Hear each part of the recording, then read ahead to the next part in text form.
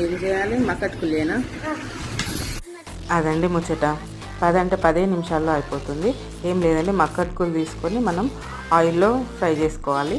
తర్వాత కొన్ని పల్లీలు ఫ్రై చేసుకొని వేసుకోవాలి. అందులో కొంచెం పుట్నాల పప్పు అది కూడా ఫ్రై చేసుకొని దాంట్లో వేసుకున్న తర్వాత కొంచెం కరివేపాకు తీసుకొని కూడా ఫ్రై చేసుకోవాలి.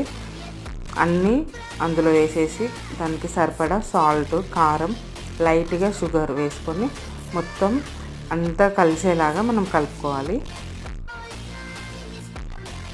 కొంచెం గిన్నె పెద్దది తీసుకుంటే మనం కలుపుకోవడానికి ఈజీగా ఉంటుంది. చాలా అంటే చాలా టేస్టీగా ఉంటుంది. 10 నిమిషాల్లో అయిపోతుందండి. ఈజీగా చేసి పెట్టవచ్చు పిల్లలకి స్నాక్స్ టైంలో. నా ఛానల్ని ఎవరైనా సబ్స్క్రైబ్ చేసుకోకపోతే చేసుకోండి. చూస్తున్నా కానీ ఎవరు సబ్స్క్రైబ్ చేసుకోవట్లేదు. Thank you for watching.